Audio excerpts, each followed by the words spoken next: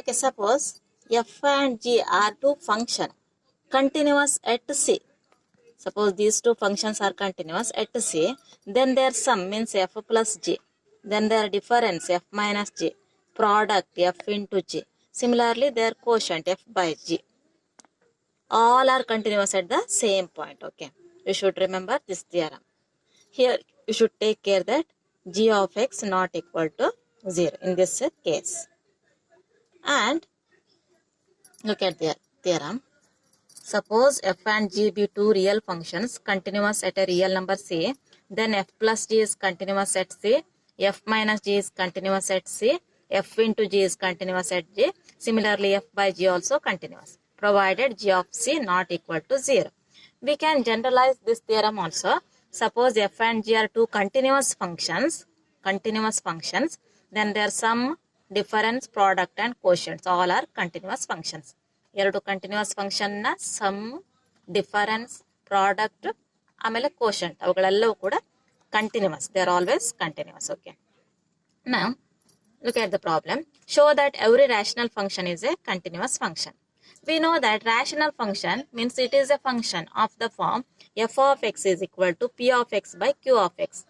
Rational function p of x by q of x form ಅಲ್ಲಿ ಇರುತ್ತೆ, where p of x and q of x both are polynomial functions, and here q of x not equal to 0. In the last class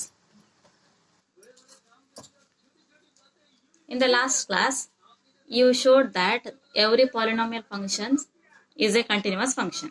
Here p of x and q of x both are polynomial functions, therefore they are continuous.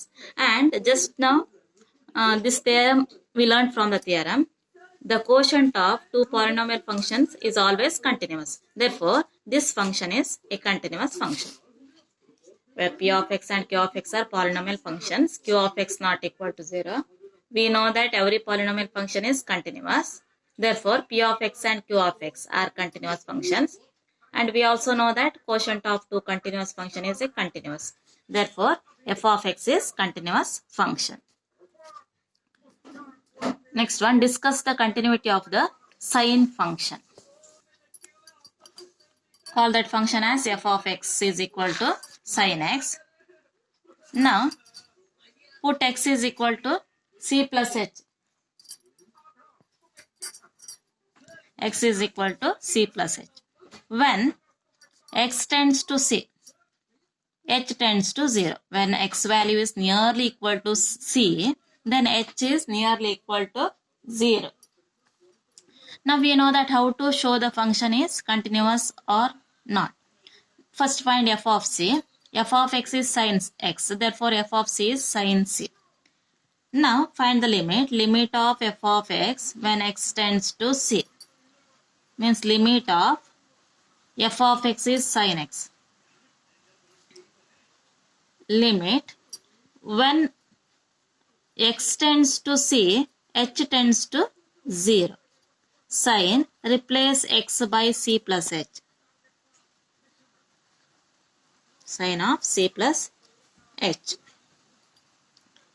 is equal to sin of c plus h.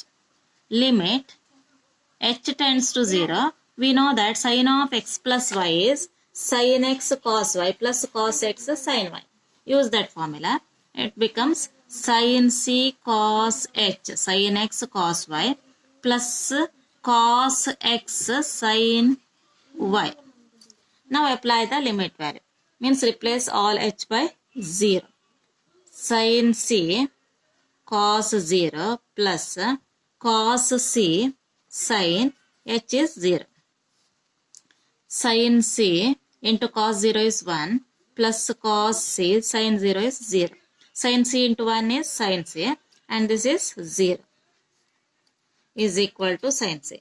Sin c means it is same as your f of c. According to the definition, you know that limit of f of x when x tends to c is equal to f of c. Then the function is continuous function. Here c is any real number. C belongs to R. In the same way, you can check the continuity of the cosine function. Let us call it f of x is equal to cos x. Similar to previous one, put x is equal to c plus h, and c here, c means any real number, c belongs to r. When x tends to c, h tends to 0, then find limit of f of x when x tends to c, limit of x, cos x when x tends to c. Here cos is cos x means cos of c plus h. Now apply the formula. You know that cos of x plus y is cos x cos y minus sin x sin y. Then simplify, apply the limit. You will get cos c. Cos c is same as your f of c. F of x is cos x means f of c is cos c. Therefore, f of x is continuous function. Then discuss the continuity of the tangent function. Now let us call this function f of x is equal to tan x. Tan x means sin x by cos x. Sin x by cos x. Okay, we know that this function can be defined at all real numbers c except x is equal to odd multiple of 90 degree. Cos 90, cos 270 degree, like that. We can't define that function because cos of odd multiples of 90 degree is always 0. F of x can be defined at all x where x not equal to 2n plus 1 pi by 2. Now, we already proved that sine functions and cosine functions are continuous functions. These two are continuous functions. And we also know that the quotient of two continuous functions is a continuous function. Therefore, this function is continuous function. Right, like this. We know that sine and cosine functions are continuous functions. F of x is equal to tan x, being a quotient of two continuous functions, is a continuous. Next one, discuss the continuity of the cotangent function. This is similar to previous one. You prove it yourself. Call it f of x is equal to cos x by f of x is equal to cot x. In that case, f of x is cos by sin, cos x by sin x. And f of x can be defined at all x where x not equal to n pi, because we can't define the cot function when x is equal to n pi, 1 pi, 2 pi, 3 pi, minus 1 pi, minus 2 pi, 0 pi, like that. Okay, and you prove it yourself. Next one, discuss the continuity of secant function. Call this function as f of x is equal to secant x. Secant means 1 by cos. 1 by cos. Here, we cannot define this function when x is equal to 2n plus 1 pi by 2.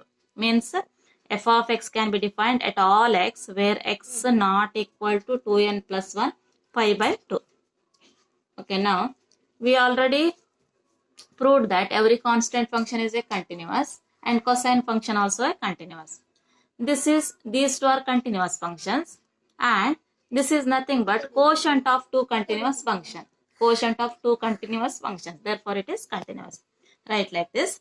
We know that constant function and cosine functions are continuous function. F of x is equal to secant x, being a quotient of two continuous functions, is a continuous. In that way, you can write. Similarly, you can discuss the continuity of the cosecant function. Call it f of x is equal to cosecant x. Cosecant means 1 by sin x in this case. You prove it yourself. Okay.